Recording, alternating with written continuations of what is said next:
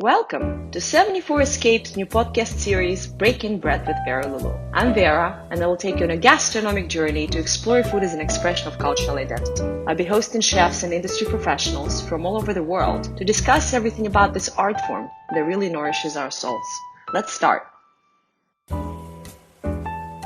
On this episode of Breaking Bread with Vera Loulou, I'm so excited to be speaking with Chef Virgilio Martinez. Virgilio is a world-renowned Peruvian chef. Born in Lima, Peru, he's a pioneer of spreading Peruvian cuisine globally. Virgilio's mother was an artist, which reflects so distinctly in his cooking and philosophy.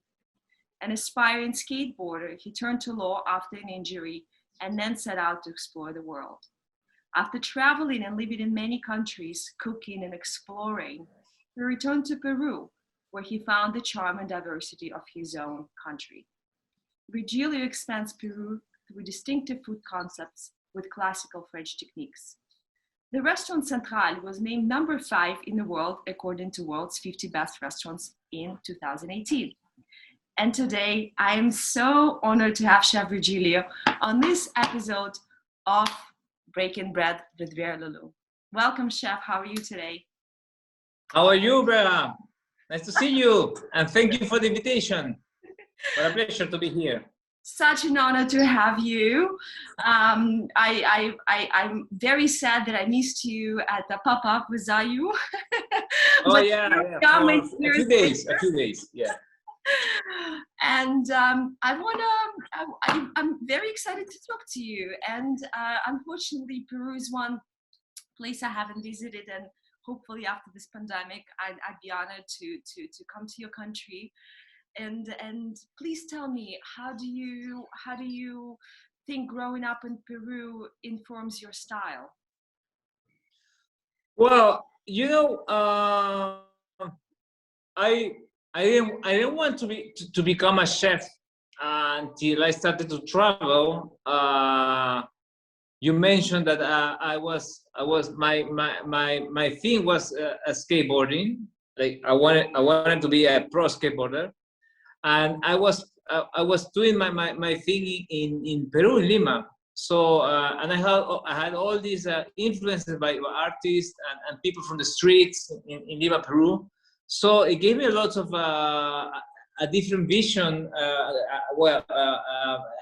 Changed my mindset in a way that I just wanted to do something different. And Peru is in terms of nature is a huge inspiration for chefs, for people from different fields. I'm still, I'm living in Peru. I used to live like 10 years abroad, but the time I'm here, I'm saying probably in the past, let's say 15 years, I've been learning a lot every single day about my country and how much biodiversity there is here.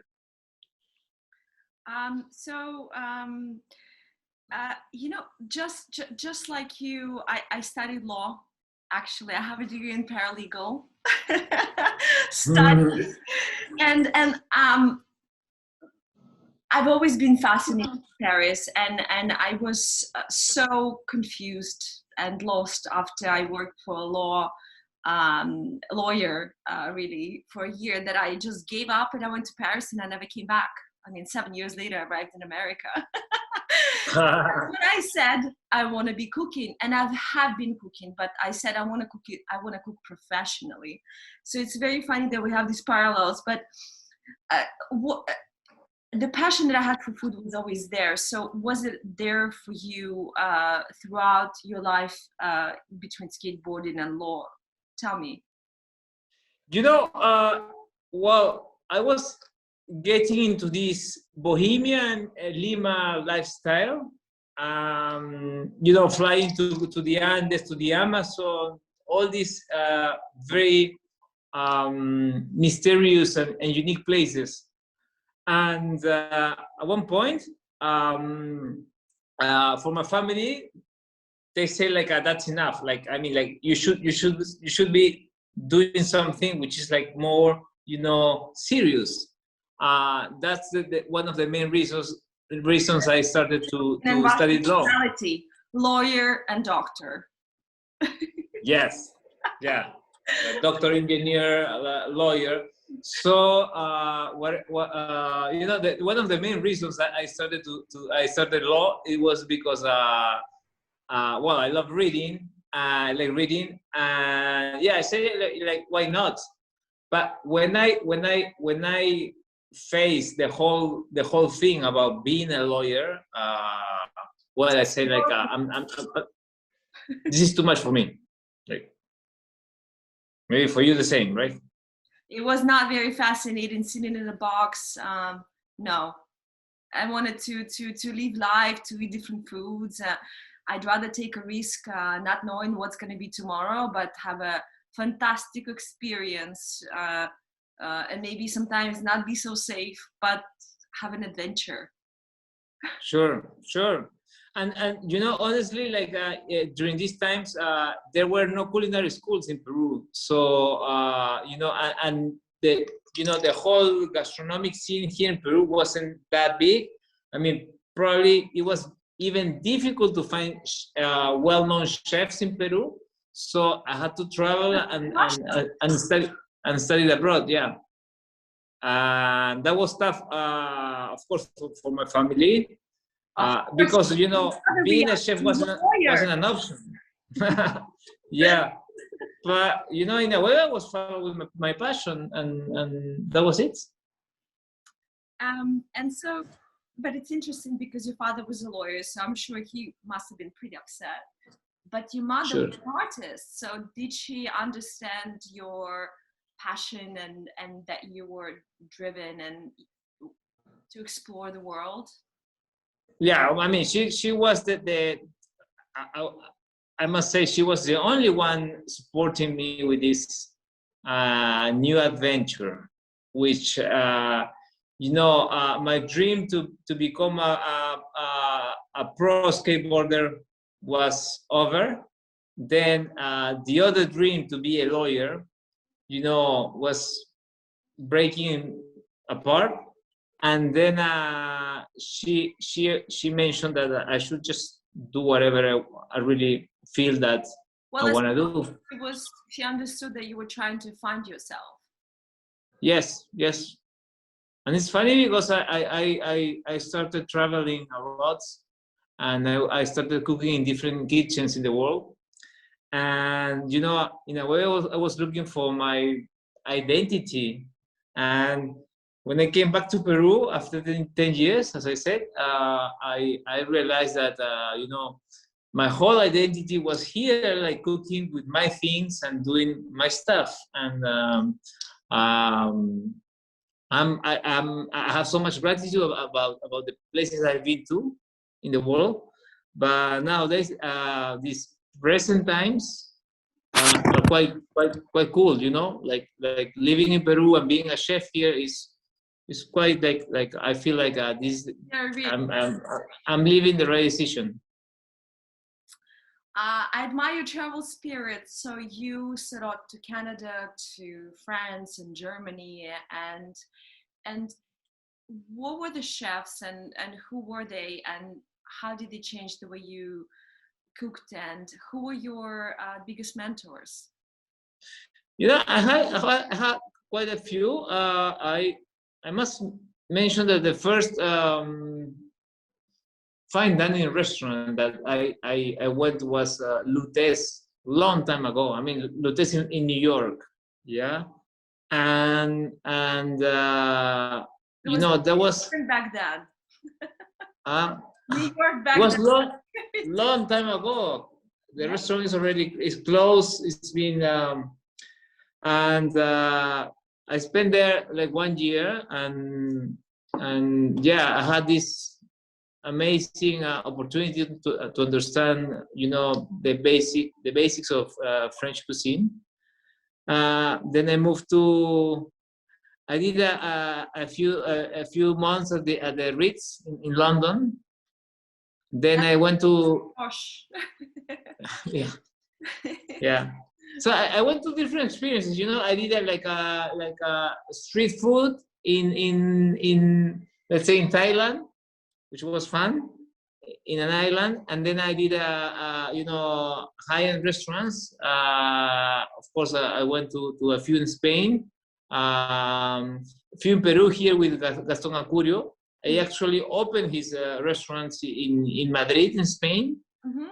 And yeah, I can tell you like lots of people that has been part of the team who has been an inspiration for me to keep traveling, because once you meet one person, that person leads you to another person in some other place. How it works, it's a chain of events.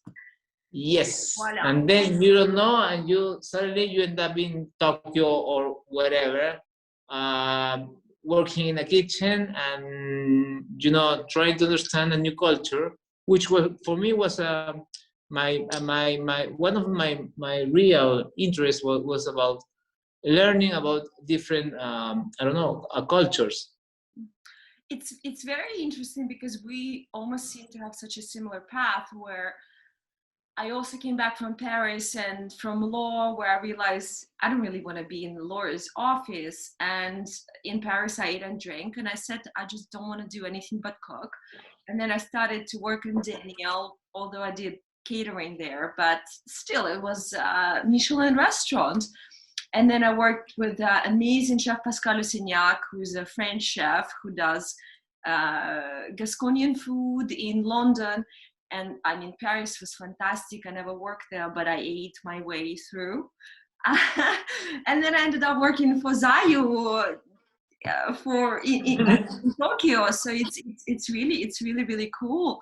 And one thing I have not really sharpened my skills was Peru, or I mean, it's become such an inspiration these days, Peru and Brazil. So I find that, and there's this parallel where it's Russia, for example, Moscow, which was not known for food before.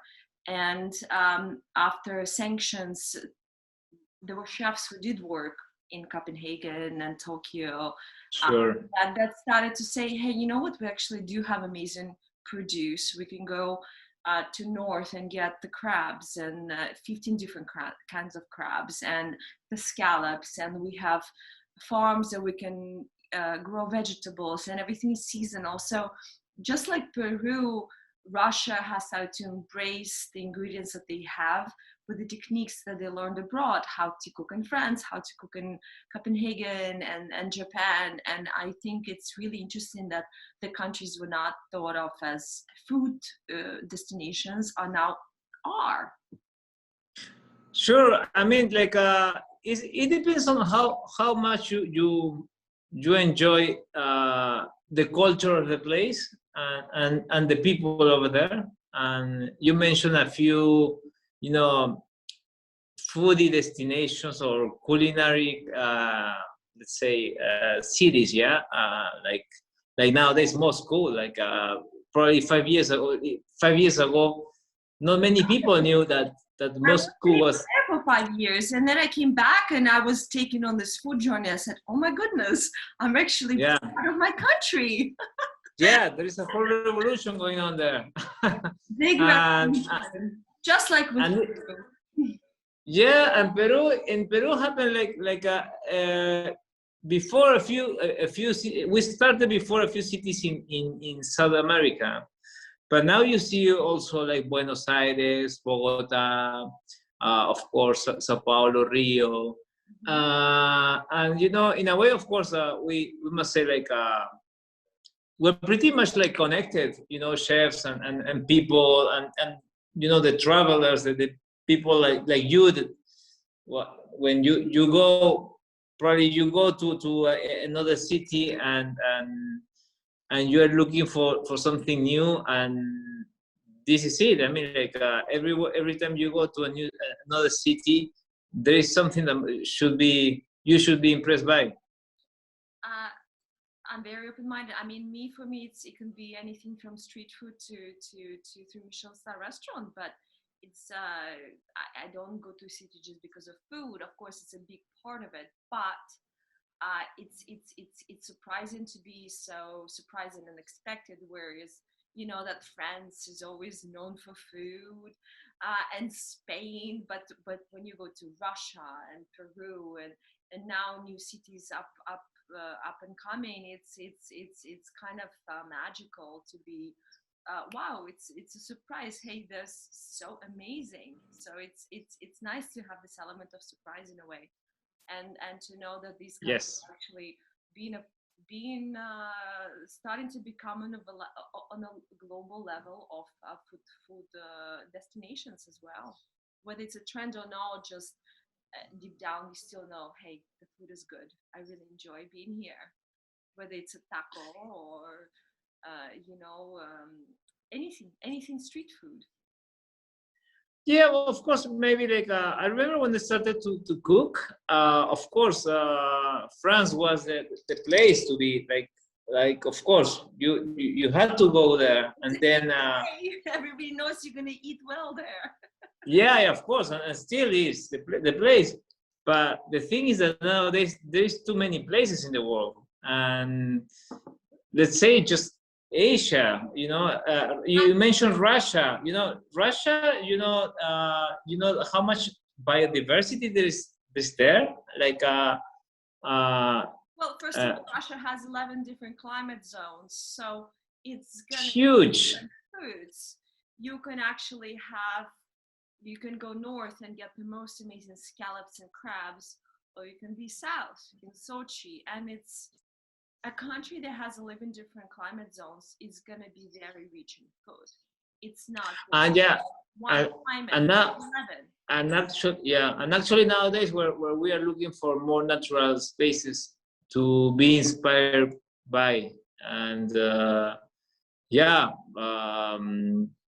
then I mentioned Asia, Latin America, well, Peru, of course, where I work, and we keep exploring Peru. Here we have the mountains, the Andes, and then we have the Amazon, the jungle, and there's so much more. It's just like there's just so much more to explore. yes, and that's quite cool. It's just amazing. There's no limits, and that's why as long as you keep your mind like open to new possibilities, this is actually our what fits well for our creativity and innovation. You need this fuel to wake up and do like what's next, like what's gonna be nice today.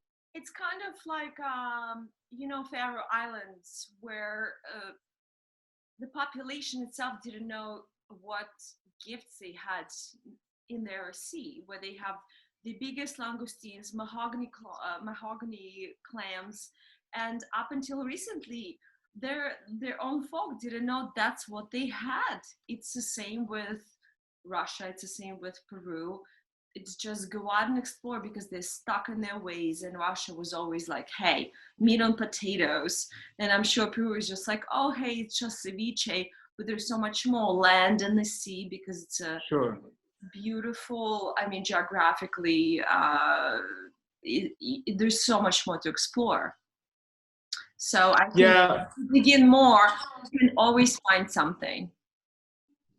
Sure. I mean, like, of course, like, when there's no way to avoid these cliches of, Peru ceviche, Russia beets, turnips, I don't know. Yeah, like France foie gras, whatever, like Spain paella. I don't know. Yeah, like there's too much about that. The thing is, like, now there's so much information that I mean, we can fly with dishes and ideas and produce and just by traveling you can see that every single place has its own let's say emotion. So I know you actually did work at Four Seasons in Singapore doing dim sum.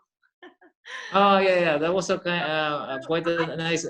find Chinese cuisine the most complex and very, very complex and so challenging. What were your challenges while you were there? Because I think it really takes an incredible amount of skill to be able to even make a dim sum. So, what was it like for you when you were in Singapore making dim sum? I was working at in an Italian restaurant, yeah, run by the Four Seasons in London, and I asked the chef, like, I know there's lots of Four Seasons, but I love to. It was a long time ago. I love to go to Singapore for the first time, and I wanna do Chinese cuisine. Like, I was doing very Mediterranean cuisines, and yeah, and I went there, and I felt, when I stepped in that kitchen, I felt so useless because my craft wasn't that good to do dim sum. So technically, these type of preparations are so difficult, like, and that really, for me, it really opened my mind, like Stuff, and it's a lot of finger, like you have to. I find it so incredible. People who just do dim sum. yeah, well, it's by experience and repetition, the way people is working with their hands, and this is something that I love, working with my hands, and that's one of the reasons I also decided to be a chef, coming from doing something related to craft. I used to play piano, and I think your fingers have a muscle memory. So when you can type and play piano and cook and make the dumplings, it's all in this. It's hands. And also, it's so repetitive that it's like it's something that you keep repeating, but in a way you don't get bored. I mean, because you are so in contact with this thing, and it becomes your craft. So you're quite happy doing this. And I really appreciate people that maintain their focus on one thing or few things, where we live in times where we are like now, like, multitask people, doing many things. I really now understand the whole effort of doing just one thing or two things in the kitchen. Well, at this time, I think we should maybe make a plot to all the Japanese shackers of the sea urchins who do the same thing 10 to 12 hours a day, just shucking sea urchins. That's all you do. It can be, Yeah. or factory workers. It's the same process all day long. You're right. All my respect to these people. Kudos to them. God bless them. Yeah, sure. I really admire these people. It's fascinating. I would be bored after 3 days. Yeah, me too. So you had all these experiences, which I can connect to. Then you come back to Peru. So how did you change Peru's food world once you got back? Like, what was your goal? What was your strategy? How did you? Yeah, you say it was kind of a strategy, because I checked that it was obvious that the fine dining here was still based on French cuisine and European cuisine, and not many people were doing like 100% Peruvian cuisine. And of course, Gaston Acurio, he was an expression of the new Peruvian cuisine, but he was still doing like a Peruvian recipes. And we planned, like, with the team, we decided to have a research and interpretation center, which is called Matter. We decided to work on cataloging new ingredients because we end up seeing like so much diversity and so much ingredients, and we didn't want to do Peruvian recipes. We just wanted to work with 100% Peruvian ingredients coming from different parts of Peru. And we did 1 year of exploration through different regions of Peru. So that's why we came with the idea of making a menu based on the elevations of Peru, because Peru is starting from the sea, then you go up to the mountains, and then you could go very, very up in the mountains, and then you go down to the Amazon. To the jungle. Different tastes, different... Yes. Different ecosystems, different cultures. People from the Amazon is different from the people to the Andes, and people from the coast like me were different. I mean, we are more. Water doesn't boil the same way if you're up in the mountain. This is like a #1 example. So if the water does not boil the same way when you're high up on the mountain, the altitude. So therefore, what do you think about the animals and the plants and the cooking? Absolutely different story. Yeah, and of course the mindset of the people, of course, like people think in a different way. The relationship that people has with nature is so different than the one we have here in the city, in Lima, such a crowded city and sometimes hectic city. But then, you go to the Andes, but then you go to the Andes and there's not only one picture of the Andes. There's too many.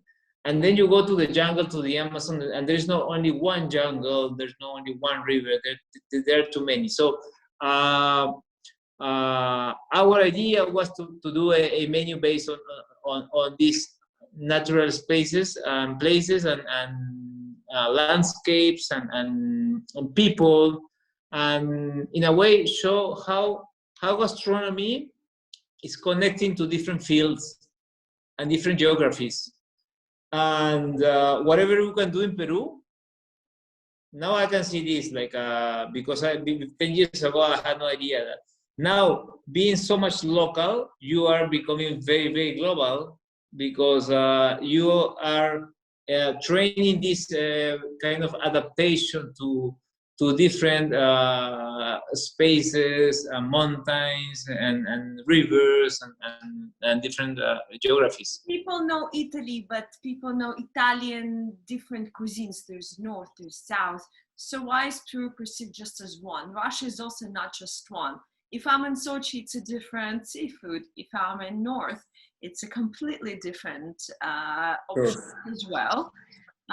So same as countries that have not been known up until this moment, Russia's in whole, Peru's in whole. It's completely different climates, different regions, wherever you travel.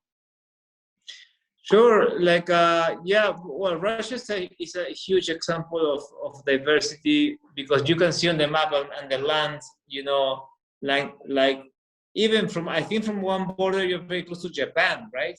Like.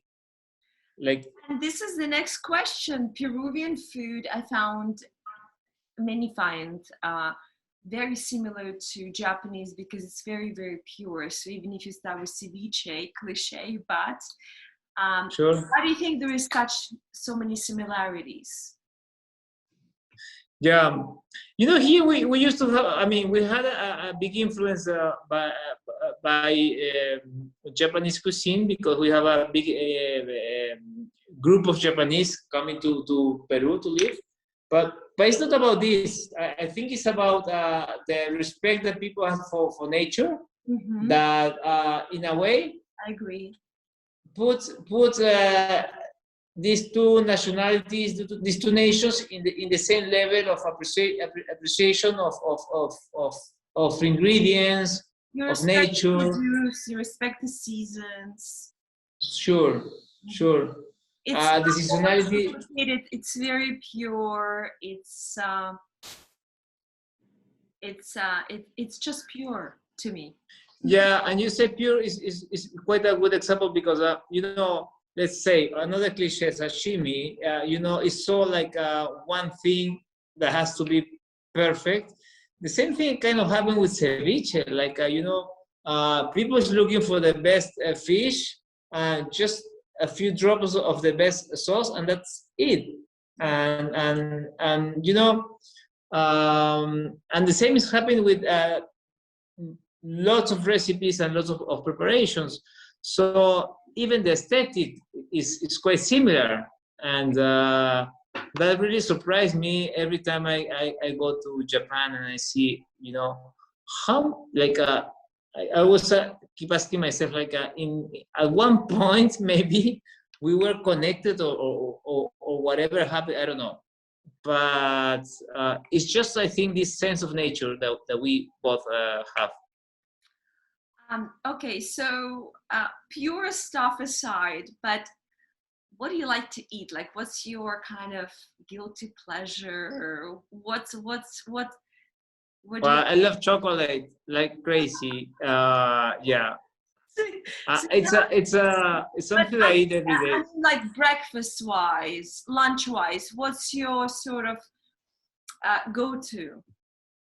Well, you were saying ceviche. Like here we eat ceviche like twice a week. Yeah, for instance. And but this is something normal. I mean, and it's healthy. It's good. Uh, but then you know when we go for Chinese cuisine, we so much of this. We here we have Chinese cuisine. We also have a big immigration of Chinese, and then we have this cuisine called chifa. So we kind of go to chifas once a week, or maybe we do deliveries in the kitchen. So yeah, Feed mostly yourself Asian well. cuisine. No, mostly Asian cuisine for us is interesting because also has this um, this way to put it in the same level different flavors. You know, the sweetness, the bitterness, the you know, some savory. So I like yeah, those levels, the textures, the acidity, the sweetness, the saltiness. yeah. And you say texture. Like I truly think like texture as a flavor. You know, like you nowadays with Chinese cuisine is very common that you taste the texture. You know, I don't know how to explain this, but in a way, you know, this texture it kind of change, you know, your experience. And If you have this, techniques as a chef, and even when I make my own chicken soup, of course I do the mirepoix, blah blah blah, the chicken, I strain it. But at the end, when I strain all the vegetables which have become soft now, I do like to add brunoise the very last minute, like a carrot, celery, even if it could be a shiitake, ginger, but you want the crunch where it's not the crunch. overcooked mess. And you want the bouillon, which should be really like a nice chicken bouillon, but you want the crunch of the veg, and maybe the noodles can be soft or the potatoes a bit like not overcooked. There is like levels and the textures. And okay, carrot is sweet, celery is a bit on the acidic side, but it needs to Yeah. have those components. So even as a chicken noodle soup, it should be, and that's why my favorite soup in the world is hot and sour. I think it's an incredible soup, and if it's done right, it can be absolutely gorgeous. Yeah. You know, of course, that's why, you know, in French cuisine, you know, when I was a student, I was so picked by, you know, cutting the vegetables in the right way because you Well, know everything that should be the same and perfect. yeah, they gotta be the same, otherwise one is gonna be overcooked and the other one is not gonna be. So well, I love that thing, you French know. cuisine. I truly think, I truly believe that this all these years of practicing the same stuff, you know, probably without being happy in the kitchen, you know, it's such a good training, because now you understand, the importance of texture, and why you were doing this kind of stuff. Sometimes in just so simple, you mentioned, that it's a soup with vegetables and noodles. Probably over there you have like 20 textures. I think Yeah. people should learn about this technique rather than calculus in ninth grade, which is never gonna help you in life. But hey, just chickens. I I think this lesson should be learned to pre-gardeners, really, because I think it's gonna help you in life. But I'm just playing playful. Tell me about your pantry. What do you have in your pantry? Oh, well, mostly we keep cheeses here, some sauces, Peruvian sauces. I mean, here we have kind of like mole style, mole, right? Mm-hmm. More like Mexican. The most complex and complicated thing I could ever do. They're very complex preparations. Yes, sure. Yes, too many ingredients. I really admire this. I think it's absolutely fantastic. Yeah. And then honestly, because I live next to the restaurant, I'm in the restaurant now. We do lockdowns in our restaurant, which is quite fun. That's not That's not too bad. That's not too bad, yeah. So whatever is my fridge, is the fridge of the restaurant. So we are quite lucky in the family to come to the restaurant and open and see what's going on, because there's what is fun about being in Peru is that there's always one producer coming to Lima from different parts of Peru, showing something new, and a new vegetable that's something you've never seen before. That was in Japan. Yeah.